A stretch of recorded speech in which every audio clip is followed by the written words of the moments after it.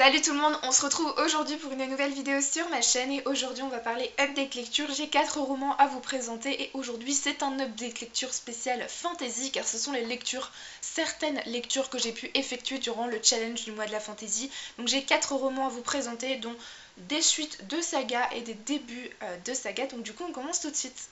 Le premier roman dont je vais vous parler, il s'agit du tome 2 de Gardien des Cités Perdues, donc le tome 2 Exil de Shannon Messenger aux éditions Lumen. Ici c'est une saga jeunesse fantasy dont j'avais adoré le premier tome qui avait été un coup de cœur. On est un peu sur une idée à la Harry Potter. Ici on va suivre Sophie qui un jour, évidemment je ne vais pas vous spoiler, mais dans le tome 1, elle va rencontrer un jeune homme qui vient la chercher et lui dire qu'en fait elle n'est pas humaine, qu'elle a des pouvoirs et qu'en fait elle est une elfe. Et du coup elle va découvrir le monde des elfes. Voilà, qui est un monde où il y a toutes les cités perdues. Donc c'est un premier tome voilà, que j'avais adoré et ce second tome est un tout petit peu en dessous mais j'ai quand même passé un excellent moment en sa compagnie. J'ai adoré retrouver le personnage de Sophie qui est une jeune fille terriblement attachante. Elle est très intelligente, stratège, un peu aveugle quand cela concerne les relations humaines, mais sinon c'est un personnage que j'adore beaucoup. Et sinon on retrouve aussi tous les personnages secondaires qui sont très importants. Keith, Daisy, Fitz, Biana aussi je crois que c'est ça. Et Sophie a énormément de prétendants, il faut le dire, même si elle n'a que 12 ou 13 ans. Et j'avoue que j'ai ma petite préférence pour Kif, qui est un personnage qui a énormément d'humour et qui est très très drôle et très intéressant à suivre. Et du coup qui a une place importante quand même dans ce tome 2 je trouve. Du coup voilà, c'est un roman que j'ai beaucoup apprécié aussi pour l'intrigue. Alors même s'il y a quelques longueurs, j'avais l'impression en fait qu'au début on n'avançait pas au niveau de l'intrigue principale, qu'on avançait dans des intrigues secondaires qui n'avaient peut-être pas énormément d'intérêt dans l'histoire et finalement tout se lie à la fin, tout est lié, voilà, tout est imbriqué les uns dans les autres et toutes les intrigues secondaires qu'on pensait inutiles finalement le sont et entraînent du coup une avancée dans l'intrigue principale. Du coup ça n'enlève pas les longueurs du début mais du coup j'ai quand même apprécié l'intrigue parce qu'il y a de l'action, des retournements de situation, de la surprise, l'auteur voilà ne nous laisse pas complètement démunis mais c'était quand même très intéressant.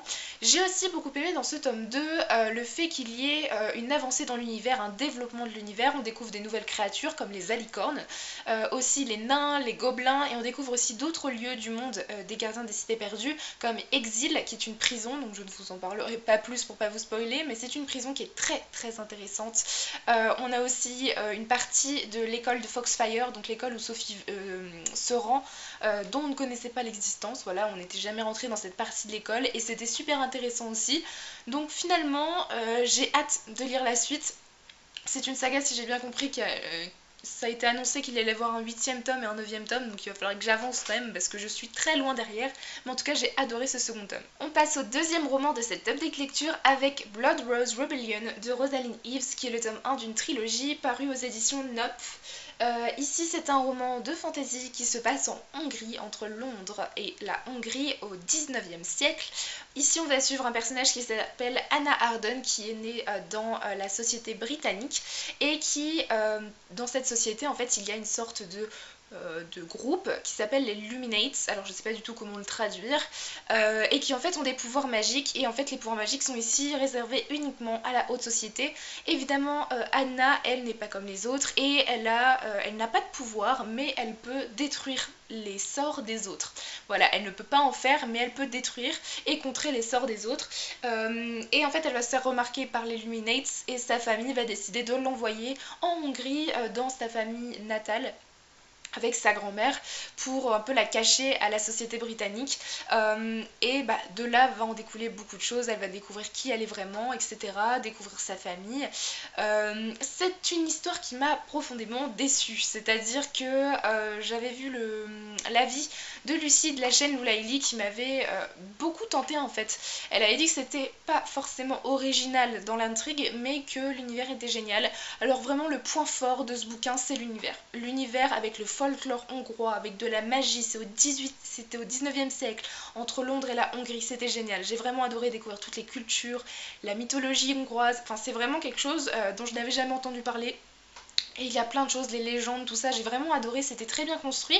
Et c'est dommage parce que j'aime vraiment l'univers, mais je n'ai pas accroché au personnage, je n'ai pas accroché à l'intrigue. L'écriture, elle, est plutôt simple à lire, elle est plutôt prenante, et c'est pour ça que j'ai quand même lu le livre en entier. Bon, il est pas si long que ça, il fait que 400 pages, mais du coup, c'était heureusement qu'il y avait l'écriture et l'univers pour m'apporter un semblant d'intérêt à ce bouquin. Parce que le personnage de Anna, déjà le personnage principal, est problématique. J'ai trouvé cette jeune femme extrêmement niaise, absolument pas courageuse pour un saut, et qui en fait se fait un peu diriger par tout le monde, c'est-à-dire qu'elle suit l'opinion de tout le monde, elle n'arrive pas à se forger un propre opinion, et du coup j'ai eu du mal avec ce personnage, j'avais l'impression qu'elle était perdue, elle réfléchissait pas, voilà, j'ai vraiment eu du mal avec cette personne. Elle a toujours en tête d'aller dans des bals, rencontrer des garçons, voilà, alors qu'il y a plein de choses beaucoup plus importantes à côté, et les gens lui montrent qu'il y a des choses plus importantes, mais pourtant elle reste focalisée sur ces choses qui sont très superficielles. Du coup voilà, il y a quand même une évolution du personnage vers la fin, voilà, vers le dernier quart, mais je trouve qu'il est un peu tard. Voilà, ce type de personnage, au début d'une histoire, je comprends, mais à la fin, on a vraiment envie d'avoir une évolution au fur et à mesure du bouquin et pas pendant le dernier quart.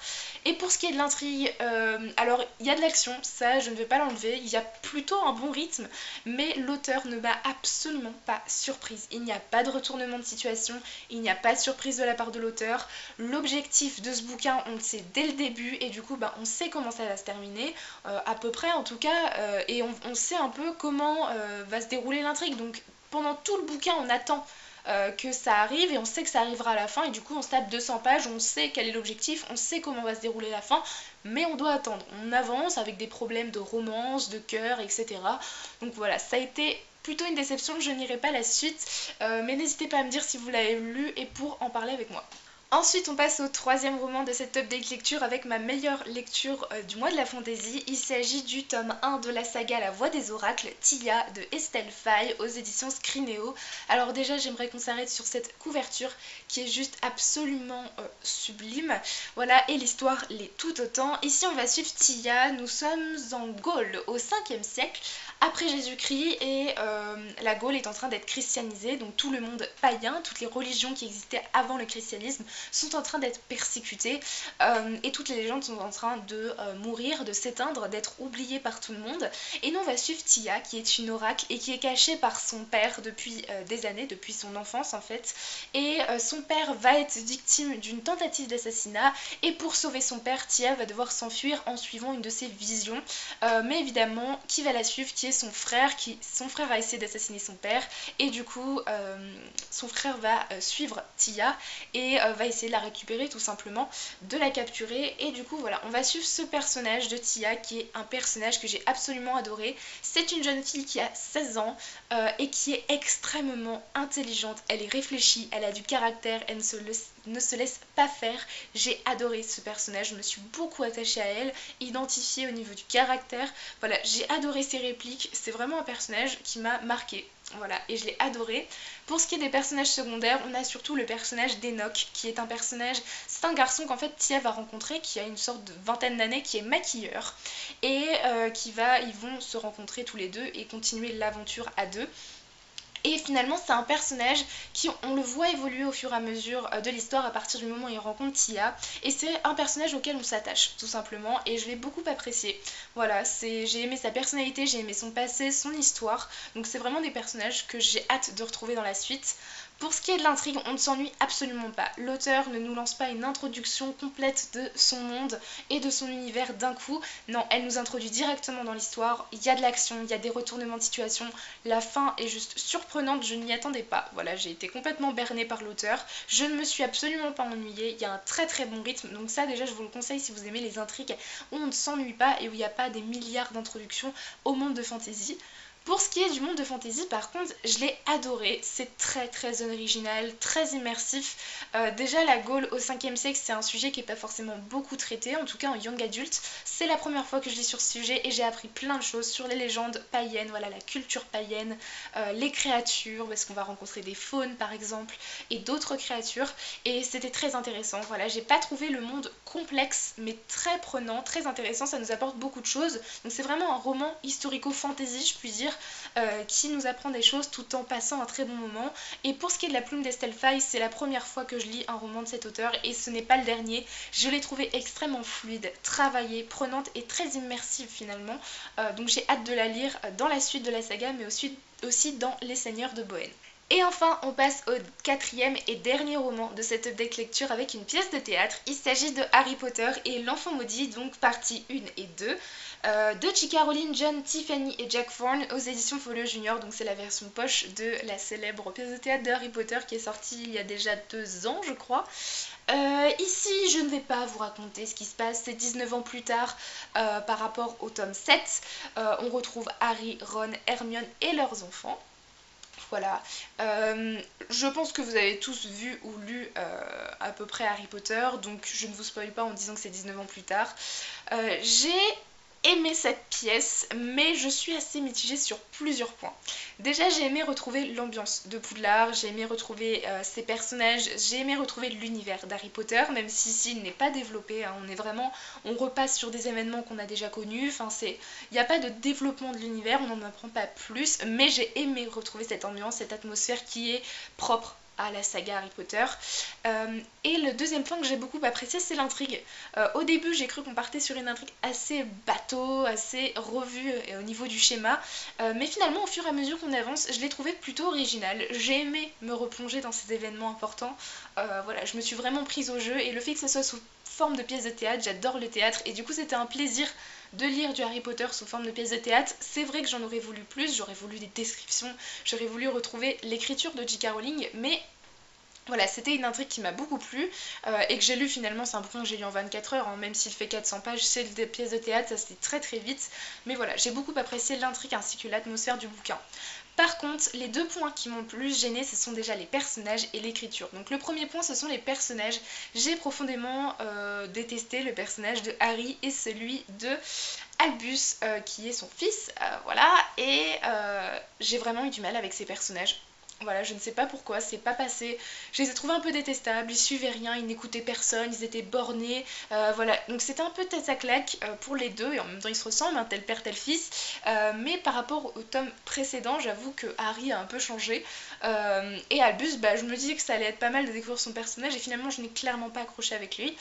Pour ce qui est du personnage d'Hermione et de Ron, je les ai trouvés extrêmement caricaturés. C'est-à-dire que ce sont des personnages, je trouve, qui sont très bien développés dans la saga principale, et ici j'ai l'impression qu'on a pris juste un trait de leur caractère pour le mettre dans le bouquin et n'utiliser que ce trait de caractère, que ce trait de leur personnalité. Et voilà, donc je les ai trouvés un peu... Enfin, j'ai bien aimé les retrouver, mais j'ai pas retrouvé l'essence même des personnages pour ces deux-là. Par contre, j'ai découvert des personnages que j'ai adorés. Déjà, il y a le personnage de Scorpius qui est le fils de Drago Malfoy.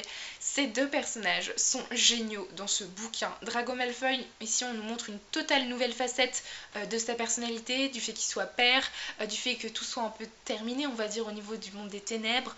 Voilà, donc c'est vraiment un personnage que j'ai beaucoup plus apprécié ici que dans la saga principale. Je trouve qu'il a une... Enfin, on le montre avec une plus humain en fait, il a une meilleure humanité, j'ai l'impression, plus de sentiments, et le personnage de Scorpius est juste dingue. J'ai adoré ce personnage, c'est un gamin qui est très très intelligent. Finalement l'histoire se concentre pas mal sur ce personnage, c'est un personnage auquel je me suis beaucoup attachée, je me suis beaucoup retrouvée en lui dans le fait qu'il sache pas trop où aller. C'est un personnage qui a de l'humour, qui est voilà très intelligent, très logique, voilà, qui réfléchit, et voilà, c'est un personnage que j'ai adoré. Et le deuxième point qui m'a gênée, c'est l'écriture. Ici j'ai trouvé l'écriture bâclée pour certaines répliques, mais vraiment certaines explications n'étaient pas claires. Alors je ne sais pas si c'est dû à la traduction ou à l'écriture des auteurs ou de l'auteur. Voilà, donc j'ai pas accroché avec l'écriture. Je pensais retrouver un peu l'écriture de J.K. Rowling, mais c'est peut-être plutôt celle de John Tiffany et Jack Thorne. Alors je sais qu'il y a des moments où il faut être un peu plus familier parce que c'est de la pièce de théâtre, mais j'ai quand même eu un peu de mal par moment avec certaines répliques que je trouvais pas travaillées en fait, tout simplement. Voilà, donc c'est une lecture mitigée, mais si vous aimez l'univers d'Harry Potter, je vous la recommande quand même énormément parce que l'intrigue est quand même super sympa. Voilà tout le monde, cette vidéo est terminée, j'espère qu'elle vous aura plu. N'hésitez pas à me dire en commentaire si vous avez lu un de ces bouquins ou s'il vous tente. Du coup, pour ce qui est du mois de la fantaisie, j'ai lu 4 livres sur 6 par rapport à la pile à lire que je m'étais faite. Et j'ai lu 2 romans en plus qui ne faisaient pas partie de ma pile à lire mais qui étaient quand même de la fantaisie. Donc je suis quand même très contente de moi. Je ne ferai pas de vidéo challenge, bilan de challenge pour ce mois de la fantaisie. Mais voilà, je voulais juste vous le dire comme ça. Du coup, j'espère que cette vidéo vous aura plu. Je vous souhaite à tous de très bonnes lectures et je vous dis à très bientôt dans une nouvelle vidéo. Bye!